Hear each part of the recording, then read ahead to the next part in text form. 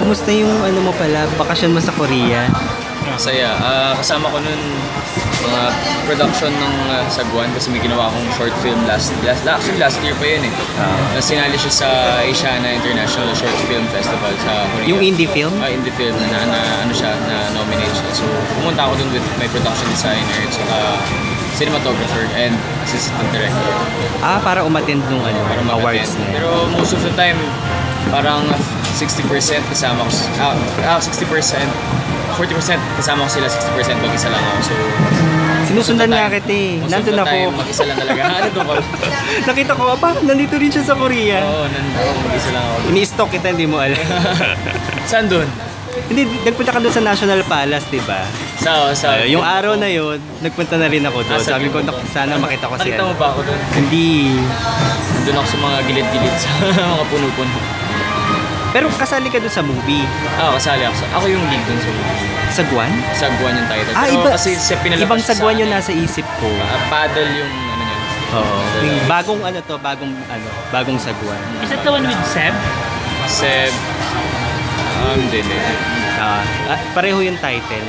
No. Mas bago to. Okay. Oo nga, ba't parang title mo? Sagwan? Sige nga, sabihin mo nga sa amin yung about mga details nung Sagwan. Sagwan, parang short film siya. It's about life of boy na nagtatrabaho sa railings, nagtutulak-tulak ng, alam mo, padjak sa railings. Tapos, nagkaroon ng life-change experience nung nakisali siya dun sa paddling team sa Manila Bay. So along the way, sinundan lang yung life ko dun. Sino yung director ulit? Heather Europa.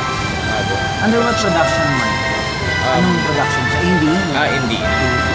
Tapos, ano yung festival na sinalihan nyo? Asiana International Short Film Festival. Sa Korea, sa ginawa. So, kailan siya mapapalabas sa... Hindi ko alam sa director and producer, pero so far doon pala sa Korea pinalabas. Kaya ako pumunta. Kasi first time ko rin mapanood. And Martin, do you already know like the line of shows that you're doing with GMA? Well, narinig ko yung mga plans, pero kasi ako hindi ko muna bibilangin kasi hindi pa nag-start ng taping or wala pa naman. So, may mga plans na very hopeful naman ako na sana matuloy. So taping, so it's going to be a soap parang? Pero meron din akong may gagawin din akong isa pang indie. Pero January pa yung start. How's your stay with GMA so far? Hindi naman. Hindi naman ako nagsisi na. Very, iba rin pala yung culture. Magkaiba yung, so, saya. Leading lady. Leading lady. Gusto mo din leading lady? May mga tinest na sa akin na leading lady. Pero so far, gusto ko si Chris Bernal or Gwen Zamora. Ganda siya. Sabi mo kanina, first time mo magkaroon ng ganito? First time. Usually, may ginawa ako ng pero Christmas. Tsaka hindi siya party. Parang charity lang. So, iba rin pala yung feeling pag birthday mo. And pag sa kids, kasi dati parang parang magaan sa loob. Kasi mahilig din ako sa bahay. Martin, di ba next week pa yung birthday mo? May anong plans mo sa... Pupunta akong Macau with friends. Pero lang siya, 2 days, sasalubungin ko lang yung birthday. And how does it feel na, you get to be with kids and, spend time with them?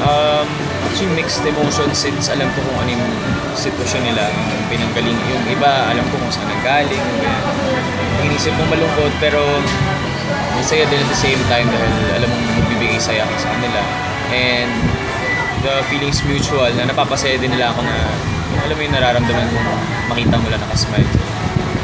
Kasi may iba dyan parang sabik na may mga pumuntang tao kasi syempre iba, most of them wala nang family na nag-aalaga sa kanila. I covered you in Bench during the yung press preview, but I didn't get to see the show.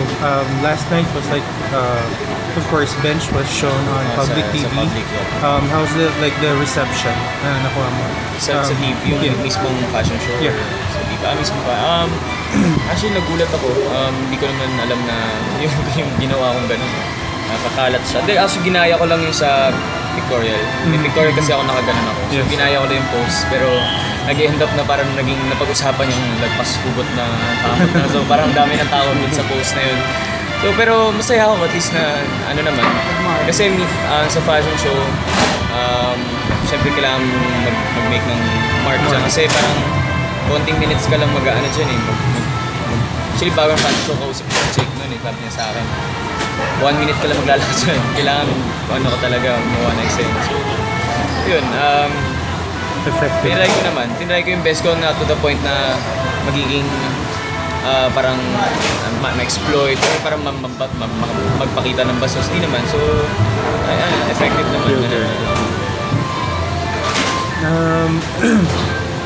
Since naging ganun yung parang reception sa ng tao, medyo positive naman. Are you delving into, of course, serious, more sexy roles? Depende sa bigay ng network. Well, hindi ko kasi alam, may mga plans sila pero wala pa akong idea kung tingin ko drama or ano. So, gusto ko sana drama or romantic comedy. Pero pag sexy, wala rin problema as long as it's TV naman. So, pag TV naman maraming limits, parameters. Pero ako, tatanungin kung sa movies, pwede naman, depende sa story, depende sa pag yung treatment, execution ng director. Kailangan, maraming nagmamatter kasi pag yung mga sensitive na shots. Speaking of that, di ba yung Dagita? Dagita. That's really sensitive na. Parang nagkaroon din kasi siya ng May-December affair, so medyo taboo din yung topic. Tinanggap ko siya kasi challenging, and dahil na yun parang honored ako na makatrabaho sa Rodriguez. Parang nagkaroon pa kami ng affair doon, so and proud ako sa project na yun kasi isa rin sa mga project talagang gusto kong panoorin, para siyang trophy gusto ko, and mapagmamalaki ko talaga. So yung mga hindi nakapanood, sayang. Ayun nga, may news na ba or update for theatrical version? Pinalabas na siya second time sa UP, pero hindi ko alam kung papalabas pa ulit. Baka hindi ko alam kung baka hindi siya i-commercial. Pero sana mapanood yung mga hindi nakapanood. Hindi ko alam na sayang. Maganda yung film. May details na ba yung next indie film mo? Kung sino-sino yung makakasama mo? Hindi pa, pero matutuloy siya.